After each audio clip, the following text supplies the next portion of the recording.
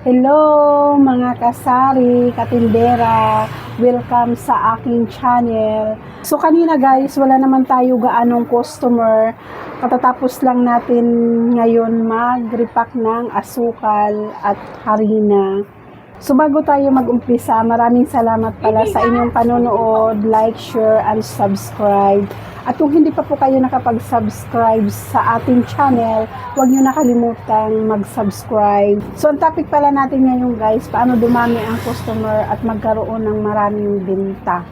Isa yun guys na tinitingnan ng ating mga customer yung ating presyo ng ating mga paninda sa ating sari-sari store. Lalong-lalo na guys, pag marami kang katabing mga tindahan. So nagkakaroon guys ng comparison yung ating customer sa kanilang pagbili kung saan ang mas mababa na presyo ng kanilang bibilhin. Basta nasa tamang presyo lang tayo, hindi mataas, hindi mababa, yung tamang presyo lang. Pwede rin naman guys yung presyo ng katabi nating tindahan ay pwede din naman nating i-same price lang. Halimbawa, mas mataas yung presyo mo, syempre hindi na babalik si customer pag mas mataas ka magpresyo sa mga paninda mo. Bilang isang tindera, kailangan nating tumubo, pero hindi naman yung tubo na sobra-sobra guys. So ang sinasabi ko lang guys, para mas lalo pang dumami ang customer mo, nasa tamang presyohan lang ng inyong paninda. Halimbawa, ito guys, itong kape na to, isang price lang sila guys yung bintahan ko. Bali 15 pesos lang lahat yun guys. Sa isang kape guys, meron pag 15 pesos yung bintahan natin dito sa twin pack, meron tayong tubo na 2 pesos. Okay na yun sa akin guys. Kasi yung dahil fast moving product ito guys, na kape talaga guys ang madalas, yung mga Milo, gatas. Yun yung mga binibili ng mga customer natin guys. Tuwing umaga, minsan hapon, ganun. Pag gusto nila uminom guys ng mga ganung klaseng inumin, yung mga kape, gatas, ganun. So yung mga ganitong paninda natin guys, mga fast moving product yon, lagi-laging may bumibili sa atin sa araw-araw. Sa tamang pagpipresyo ng ating mga paninda sa sari-sari store, hindi lang dadami yung customer mo, dadami rin, lalaki rin yung benta mo. Pati benta natin, tataas din. Pag mabili yung isang items guys sa ating sari-sari store, ibig sabihin, lalaki ang benta mo. Hindi lang lalaki ang benta mo, pangalawa, mas mabilis lalago yung sari-sari store mo guys. Dahil pag nauubos, bali, mas mabilis yung ikot ng puhunan natin. Mas swak to guys sa mga mag-uumpisa pa lang magtayo ng tindahan. Pangalawang tips, stock. Kailangan guys, lagi tayong may stock sa ating sari-sari store para hindi tayo na uubusan ng paninda. Para si customer ay nag-i-stay sa atin dahil meron tayo laging stock na may bibigay sa kanila. Halimbawa, yung mga fast moving product guys, yung mga mabilis maubos sa ating sari-sari store, kailangan lagi tayong may stock niyan. Paninda, halimbawa, itong mga kape, mga dilata guys, yun yung mga unang pangangailangan ng ating mga customer. So, mas maganda hindi tayo mawawalan ng ganyang mga paninda guys. At kailangan may kakaiba sa iyong sari-sari store. Meron kang ibang paninda na wala sila. Pag halimbawa mayroong kakaiba or may iba kang paninda na mabili rin na bago kang dinadagdag sa iyong sari-sari store na kakaibang paninda. So, dagdag kita rin yun guys sa ating sari-sari store.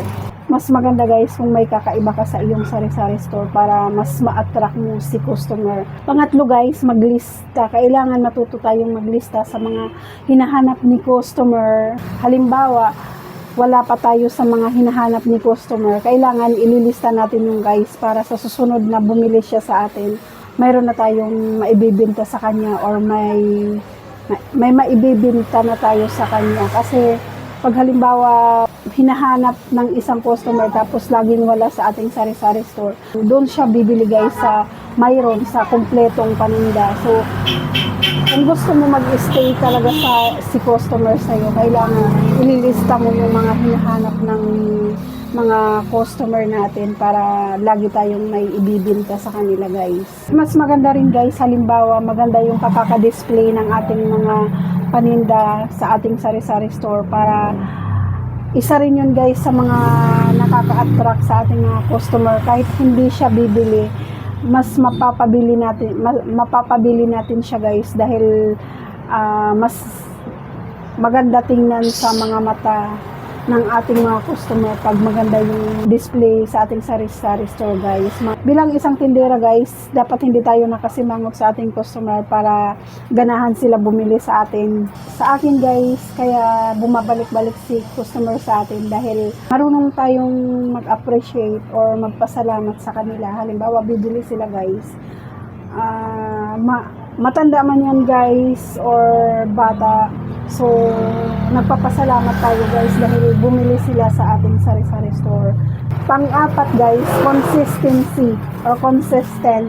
Dapat meron tayong oras ng pagsasara at oras ng pagbubukas. Napakahalaga ito sa ating mga customer para alam nila kung bukas ka na o bukas ka pa. So, halimbawa, nagbukas ka ng 5 AM tapos magsasarado ka ng 10 PM. Pag may consistency tayo guys, alam ng customer na bibili siya ng ganong oras dahil bukas ka na ng ganong oras ng halimbawa 5 PM ng madaling araw, pwede sila bumili ng ganong oras dahil alam nila na bukas ka na ng ganong oras. Tapos pag sara mo naman, pwede sila bumili sa'yo or mas dadami pa yung customer natin pag halimbawa alam nila kung anong oras tayo nagbubukas at nagsasara. Halimbawa yung pagsara natin 10 PM, so alam nila na bukas ka pa ng ganung oras, pwede silang bumili ng ganung oras sa iyong sari-sari store. So ganun guys kahalaga yung consistency ng pagbubukas natin sa ating sari-sari store.